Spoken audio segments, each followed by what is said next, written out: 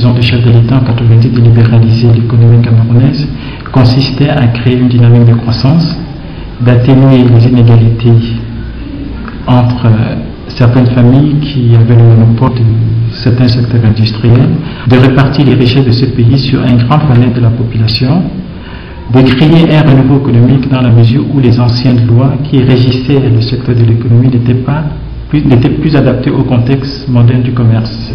Car avant 90, une catégorie de personnes monopolisait, je le dis bien, les différents secteurs de l'économie camerounaise.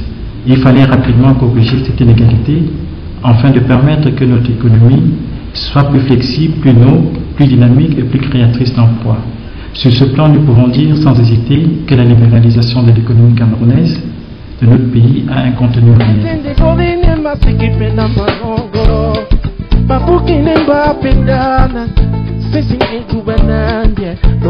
une économie comme celle du Cameroun, une économie en voie de développement, la première réforme consiste à inciter les petites et moyennes entreprises à se créer.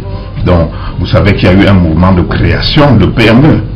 Et ce mouvement a été patronné par le chef de l'État lui-même. Et je crois que l'autre jour, je faisais un peu de statistiques. Je crois qu'on était autour de 6000 PME nouvellement créées. Je crois que cet encouragement qui fait qu'on parle de l'économie informelle à l'économie à peu près formelle, ça crée effectivement, ça multiplie le nombre de PME, le nombre de contribuables, et c'est une très bonne chose pour l'économie.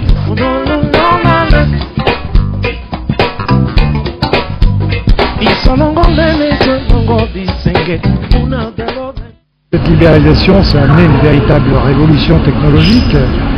Il faut se rappeler que jusqu'en début 2000, il y avait 4000 ou 5000 clients maximum de la téléphonie mobile, 100 000 clients de la téléphonie fixe. Et aujourd'hui, avec les mobiles, je pense qu'on sera au-delà du million à la fin de l'année. Et donc c'est une véritable explosion. Explosion qui correspond à un besoin des populations, mais qui correspond également à un besoin de développement économique. La téléphonie, c'est un support extrêmement important au développement du pays, au développement de l'économie. Et donc nous sommes très très heureux d'y contribuer. Et c'est bien grâce à la libéralisation du secteur que cette explosion a pu se réaliser.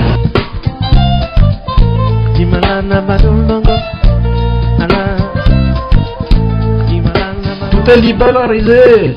Tout si vous avez une force financière, vous pouvez tout importer sans perdre le temps avec les autorisations, concourir et perdre des fois même une semaine à Yaoundé pour faire une demande d'autorisation spéciale pour importer par exemple le riz.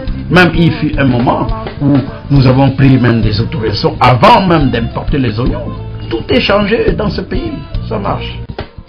En 67, pour obtenir une licence d'importation, il fallait monter aux affaires économiques ici au moins une semaine, sinon pendant même 15 jours vous ne pouvez pas obtenir une licence. Ça touchait tel bureau, tel visa, ça montait, vous marchez, vous rentrez. Maintenant tout est facile.